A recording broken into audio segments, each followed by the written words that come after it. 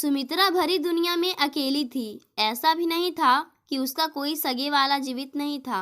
उसके दो बेटे थे और एक बेटी भी थी। बड़ा बेटा गोपाल, जो बहू के द्वारा कानाफूसी करने पर कब का उनसे अलग हो चुका था, और छोटा बेटा अजीत, जो गलत संगतों में पड़कर तबाह और बर्बाद हो चुका था। उसका जीना ना जीना एक समान था। अजीत कब घर आता और कब निकल जाता, इसका पता उसे भी नहीं रहता। कई बार नशे की लत के चलते कई कई दिनों तक वह घर से दूर रहता। बेटी तो फिर भी पराया धन थी, और पिछले 4-5 सालों में वह कभी कभार ही मायके आई थी। पहले पहल तो वह खूब आती रहती थी, मगर बाद में वर्ष बीतने पर माँ के प्रति मिलने का उसका उत्साह भी कम हो गया था। घर की हालत तो एकदम खराब हो गई थी। दीवारें ना जाने कब से रंग रोगन की मांग कर रही थी। कई जगह पपड़ियाँ जम गई थी, तो कई जगहों से प्लास्टर भी झड़ गया था और ईंटें बाहर को झांक रही थी। अतः देखने वाला सहजता से अनुमान लगा सकता था कि इस घर में रहने वालों की आर्थिक स्थिति कितनी जर्जर होगी। फर्नीचर के नाम पर टूटी फूटी 2 चारपाइयाँ, इसके अलावा एक लोहे की अलमारी थी जो जगह जगह से जंग खाई हुई थी। फर्नीचर और घर की इस दुर्दशा के लिए शायद सुमित्रा का छोटा बेटा ही काफ़ी हद तक जिम्मेदार था।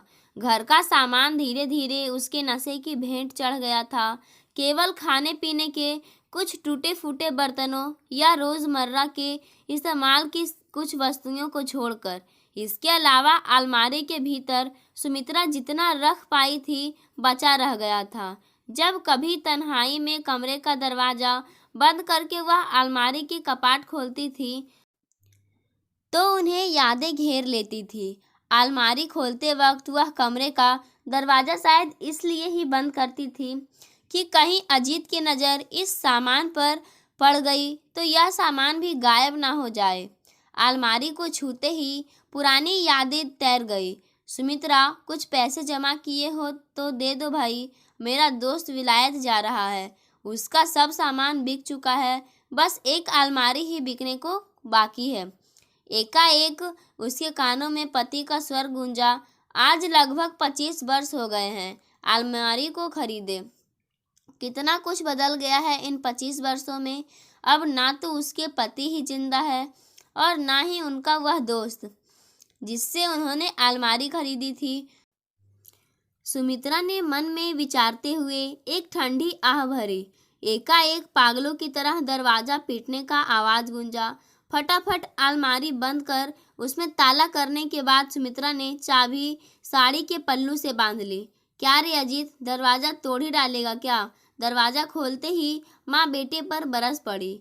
नास पीटे, मैंने 1000 दफ़ा कहा है तुमसे, इस तरह दरवाज़ा मत पीटा कर। अरे माँ, ये सब छाती पर रख के ले जाएगी क्या? अजीत नशे में बिफरते हुए बोला। हमसे छिपा के अलमारी खोली जाती है रोज। कितना धन रखा है इस लोहे के पिटारे में? कल को ऊपर ही तो जाना है तुम्हें। जब हम मरेंगे तो तू कहीं नशे में धूत पड़ा होगा, खबर भी नहीं होगी तुझे। पड़े पड़े सड़ जाएगी माँ की लाश। अजीत उन सुन के अनसुना करके नशे की हालत में लड़खड़ाता हुआ अपने कमरे में चला गया, तो सुमित्रा को बेटे के भविष्य की चिंता सताने लगी। क्या होगा इस लड़के का? हमेशा से ऐसा तो नहीं था। गलती हमारी ही है जो इसे बिगड़ जाने दिया। अपने आप से ही बतियाते हुए सुमित्रा अतीत में खो गई। सुमित्रा, मैंने कितनी बार कहा है तुम लड़के के पक्ष ना लिया करो, लड़का हाथ से निकलता जा रहा है। सुमित्रा के कानों में उसके पति का स्वर गूंजा। क्यों, क्या हुआ जी? सुमित्रा ने पूछा। आज स्कूल गया था मैं, तो पता लगा कि अजीत महाराज कई दिनों से स्कूल ही नहीं जा रहे हैं। अपने आवारा दोस्तों के साथ सारा दिन मटर गश्ती किया करते हैं, सिनेमा देखते हैं। पिछले महीने से फीस भी नहीं भरी है। देखो जी, बच्चा है, प्यार से समझाओगे तो समझ जाएगा। नहीं, आज हमको मत रोकना सुमित्रा, आज मैं इसे सुधार कर ही रहूँगा। उसे रोज अजीत को कितना पीटता गया।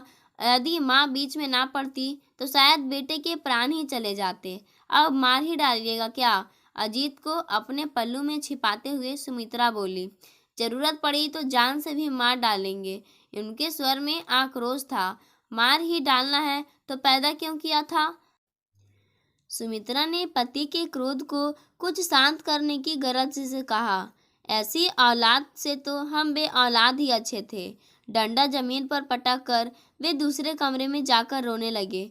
उस रोज उन्होंने भोजन भी नहीं छुआ और दर्द से रात भर सिसकता रहा था मेरा बेटा।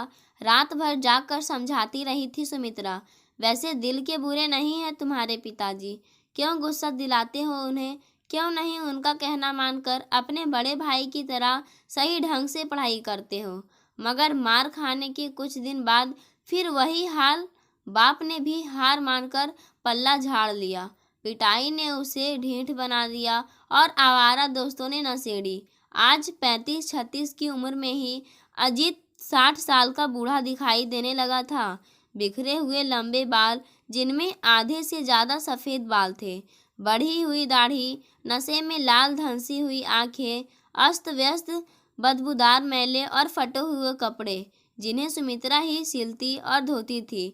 लाख कहने और समझाने पर वह कपड़ा बदलता था। सुमित्रा अपने सोच में डूबी हुई थी, तभी अम्मा जी कहकर गोपाल कमरे में दाखिल हुआ। सुमित्रा ने देखा और पूछा, कौन गोपाल? आज बूढ़ी माई की याद कैसे आई? वो अम्मा जी, कहो कहो, हमने नया मकान ले लिया है, कल हवन है, यहाँ जहर खाने तक को पैसे नहीं हैं और तुमने नया मकान भी ले लिया। हृदय में घुली कड़वाहट को होठों पर लाते हुए बोली, देखो अम्मा जी, हम फालतू बहस करने नहीं आए हैं। अलका ने कहा था कि हवन के मौके पर बड़े बुजुर्गों का होना शुभ होता है, उनका आशीर्वाद जरूरी है, सो हम चले आए। अच्छा, अब बड़े बुजुर्गों की याद आ रही है। उस वक्त कहाँ मर गई थी यह बहुरिया, जब काना फूसी करके तुमको इस घर से दूर ले गई थी? सुमित्रा के सब्र का पैमाना छलक पड़ा और बेटे को सुना दी, मुझे लगता है मैंने यहाँ आकर गलती की। इतना कहकर गोपाल वापस चल दिया। हाँ हाँ, हमसे मिलना भी अब गलती हो गया है। हमने गलतियाँ ही तो की है आज तक। माँ बेटे की तरफ पीट करके बड़बड़ाने लगी। पहली गलती तुझे जन्म दे के की, दूसरी गलती तुझे अपना पेट काट कर पढ़ा लिखा के की, तीसरी गलती तेरी शादी करके की, चौथी गलती वह वापस बेटे की ओर पलटी तो देखा कमरे में कोई नहीं था। गोपाल कब का जा चुका था। ये वही बड़ा बेटा है जो 6-7 बरस पहले घर छोड़ के चला गया था। आखिरी बार तब आया था जब दूसरे बच्चे का नामकरण संस्कार था, आज से लगभग 5 बरस पहले। उस रोज भी वह न्योता देने ही आया था। यादों की खुली खिड़की से सुमित्रा फिर अतीत के दिनों में झांकने लगी। अम्मा जी, कल मुन्ने का नामकरण है, आपको जरूर आना है, गोपाल ने बैठते हुए कहा। उसके हाथ में पानी का गिलास था। मिल गई फुर्सत हमें न्योता देने की। क्या मतलब? मोहल्ले भर को पहले ही सब खबर है और हमें आज बताया जा रहा है। अम्मा, आपको तो लड़ने का बस बहाना चाहिए। आपकी इसी आदत से तंग आकर हमने ये मकान छोड़ा। वाह बेटा वाह, खूब चल रहा है बहू के कहने पर। और क्या क्या सिखाया है तुम्हें बहू रानी ने? माँ, तुम भी छोटी छोटी बातों को लेकर अलका के पीछे हाथ धोकर पड़ गई हो। 2 दिन ना हुए उस कलमुही को आए, जन्म देने वाली माँ को लड़ाकू बता रहे हो। शाबाश बेटा, इसलिए पैदा किया था तुमको। हे अजीत के बापू, हमको भी अपने पास बुला लो।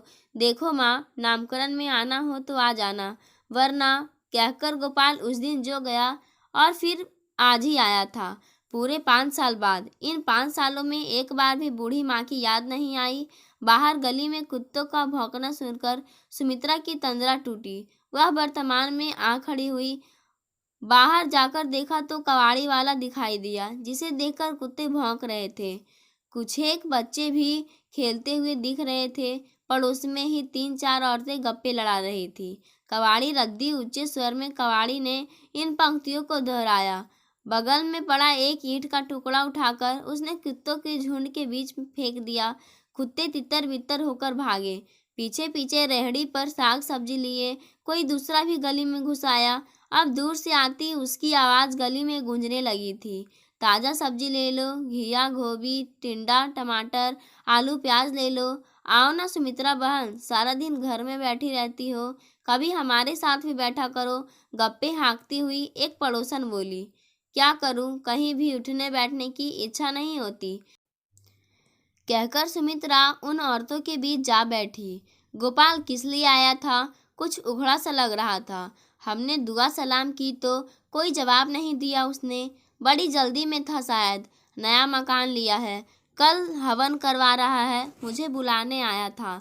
सुमित्रा ने भारी मन से कहा। ये तो खुशी की बात है। कब लिया नया मकान, कौन सा यहाँ रोज आता है वो, जो मैं उसके बारे में कुछ बता पाऊँ। सुमित्रा की बात में हल्का चिड़चिड़ापन और गोपाल के प्रति क्रोध छलक रहा था। जैसे वह तुम्हारे लिए अजनबी, वैसे ही मेरे लिए अजनबी। पूरे 5-6 बरस बाद आया था। हाय राम, क्या जमाना आ गया है, सगा बेटा भी माँ की सुध बुध नहीं लेता। पड़ोसन ने ऐसा कहा तो सुमित्रा की रुलाई छूट पड़ी। वातावरण में दुख और वेदना की लहर दौड़ गई। क्या करूं यशोदा, मेरे तो भाग ही फूटे हैं। दुनिया जहां मैं अकेली रह गई हूँ, जब से अलग थलग पड़ गई हूँ। क्या हम नहीं जानते तुम्हारा दर्द सुमित्रा बहन? जब तक भाई साहब जिंदा थे क्या रौनक रहती थी। यशोदा ने सुमित्रा की दुखती रग पर हाथ रखते हुए कहा। और आज देखो, मरघट सा सन्नाटा छाया रहता है। क्या तुम जाओगी गोपाल के यहाँ हवन में? दूसरी पड़ोसन बोली। मैं तो उन लोगों के लिए मर चुकी हूँ, फिर भी माँ होने के नाते तुम्हें जाना चाहिए। ठीक है, देखूंगी, तबीयत ठीक रही तो, कहकर सुमित्रा ने बात टाल दी। हमें ही देख लो, संतान का कितना सुख मिल रहा है। 2 बेटे हैं, एक शादी होते ही बहू के साथ निकल गया तो दूसरा ऐसा बिगड़ा कि पक्का नशेड़ी हो गया। कमाना तो दूर, उल्टा घर के बर्तन भी बेच दिए हैं उसने। बोझ बन गया है मुझ पर। कल को मैं गुजर गई तो भूखे मरेगा। अपनी अपनी किस्मत है। हमारे बच्चे तो अभी ठीक रहते हैं, पर आगे चल के पता नहीं। यशोदा ने कहा। ये बुढ़िया कहाँ मर गई? घर के भीतर से अजीत का तेज स्वर सुनाई पड़ा। कैसे पुकार रहा है? यशोदा ने कहा। शायद नशा टूट गया है और भूख लगाई है कमबख्त को, सुमित्रा ने उठते ही कहा। बताओ, माँ कहकर नहीं पुकार सकता क्या? यशोदा बोली। क्या कहे बहन, अपने कर्म हैं, शायद पिछले जन्म का कुछ भुगतना रह गया है। चलते चलते सुमित्रा बोली और घर में प्रवेश हो गई। बुढ़िया कहाँ मर गई थी? कब से गला फाड़ी चिल्ला रहा हूँ। भीतर खड़ा बेटा माँ को देखते ही बरस पड़ा। सारा दिन गप्पों में गुजार देती है। खाना क्या तेरा बाप बनाएगा? मुझे जोरों की भूख लगी है। बेटा, तुम्हारी नौकर नहीं हूँ मैं, समझे? आंखें किसी और को दिखाना। सुमित्रा ने भी रौद्र रूप धारण कर लिया। मुझे ही नोच कर खा ले तो चैन पड़ जाएगा। बहुत कमा कर लाया है ना बेटा, जो पकाती फिरूं। अभी जिंदा हूं तो खा रहे हो, कल के मर जाऊंगी तो अपनी हड्डियां खाना। ज्यादा मत बोल बुढ़िया, खाना पका, अजीत ने रौब झाड़ते हुए कहा। खिचड़ी पकी हुई है, अंदर पतीले में रखी है। खाना भी अब हमारी नज़रों से छुपा कर रखा जाने लगा है। अच्छा, तेरी नज़रों के सामने रख दूं ताकि घर में 2-4 बर्तन जो बचे हैं तेरे नशे की भेंट चढ़ जाए। बुढ़िया, फालतू बकवास मत कर, चुपचाप खाना मेरे कमरे में भिजवा दे, कहकर अजीत कमरे में घुस गया। बेटे को खाना दे चुकने के बाद सुमित्रा पतीले में ही खाना खाने लगी। कुछ पुरानी यादें पुनः तैरने लगी। वह खाते खाते खिलखिलाने लगती। खाना खाते हुए उसे पति के स्वर सुनाई देने लगे। 1000 दफ़ा कहा है, पतीले में मत खाया करो। क्या फ़र्क पड़ता है जी? कोई देख लेगा तो क्या कहेगा? कैसे गंवार और असभ्य लोग हैं। ये असभ्य क्या होता है? तुम्हारी ही तरह होते हैं, जिन्हें खाने की तमीज़ नहीं कि खाना थाली में खाया जाता है, ना कि पतीली कढ़ाई में। सुमित्रा तेज तेज हंसने लगी। उसे पति के साथ नोकझोंक अच्छी लगती थी। क्या पागल हो गई हो बुढ़िया? ऊपरी मंजिल पर भी तेरे ठहाके गूंज रहे हैं। 2 मिनट चैन से खाने भी नहीं देती किसी को। खाना खा चुकने के बाद अजीत चीखा और खाली थाली और गिलास माँ के सामने फेंक दिए। कुछ नहीं, तुम्हारे बाबूजी की याद आ गई थी। नाम मत लो उनका, उन्हीं की वजह से हम इस नरक में पड़े हैं। ये जो 2 दाने अन्न के पेट में जा रहे हैं, उन्हीं की पेंशन के बदौलत खा रहे हो। उन्होंने तो जितना हो सका तेरा भला ही किया। ये नरक तो तूने अपने वास्ते खुद ही चुना है।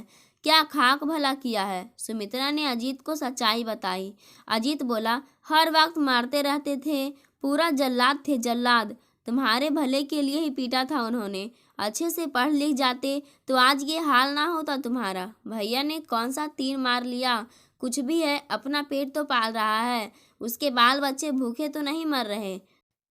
सुमित्रा ने पानी पीते हुए कहा, अब तो नया मकान भी ले लिया है उसने, 4 पैसे बचा ही रहा है। बकवास मत कर, मैं बाहर जा रहा हूँ। पेट भर खा चुकने के बाद डकार लेते हुए अजीत बोला। जब बेटा चला गया तो सुमित्रा ने दरवाज़ा बंद करके पुनः अलमारी की कपाट खोले।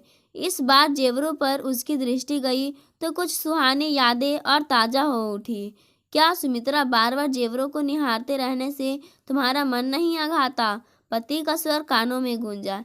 ये जेवर मैं अपनी बहुओं के लिए ली हूँ, जब बेटों की शादी होगी तो उनकी बहुएं पहनेंगी। सुमित्रा पुनः वास्तविकता में लौट आई।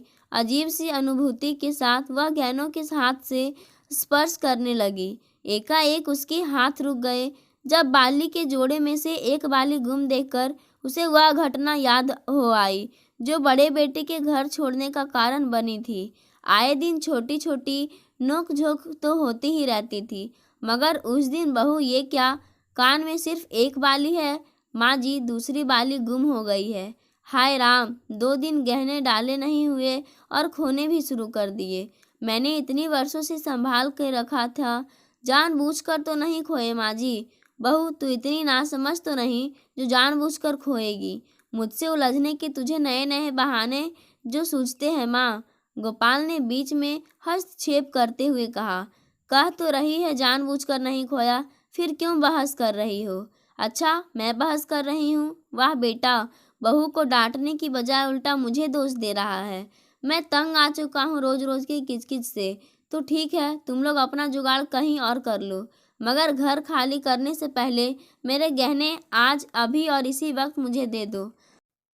हाँ, बहू ने मुंह फुलाते हुए कहा। वैसे भी ये 2 कौड़ी के गहने पहनना किसे पसंद है? तुम्हारे लिए तो मैं भी 2 कौड़ी की हूँ।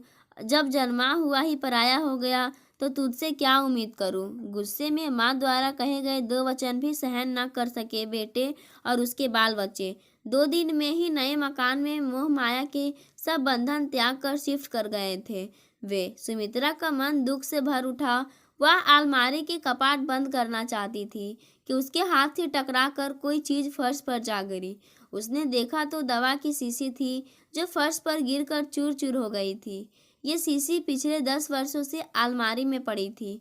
दिल के दौरे के लिए आखिरी बार इस्तेमाल की गई थी उसके पति द्वारा। काफ़ी तड़पते थे उसके पति दूसरे हार्ट अटैक के वक्त। बड़ी मुश्किल से सुमित्रा ने बेटों को आवाज़ देकर बुलाया था। सुमित्रा तो अपनी बेटी रूपा के साथ बस रोए जा रही थी। क्या हुआ माँ? गोपाल ने पूछा, मगर पलंग पर बाबूजी को तड़पता देख सारी कहानी वह समझ गया था। अजीत, फटाफट अलमारी में से दवा की शीशी ले आओ, गोपाल ने चिल्लाकर कहा ही था। अजीत ने अलमारी के कपाट खोले ही थे कि माँ की हृदय विदारक चीख से उसे दहला दिया। अजीत ने मुड़कर देखा तो बाबूजी का मृत शरीर पलंग पर शांत पड़ा था और रोना धोना मच गया। कांच के टुकड़े सुमित्रा ने बड़े सलीके से संभाल के उठाए। हर टुकड़े में उसे अपने पति की शक्ल दिखाई दी, मुस्कुराते हुए जैसे वह हमेशा रहते थे।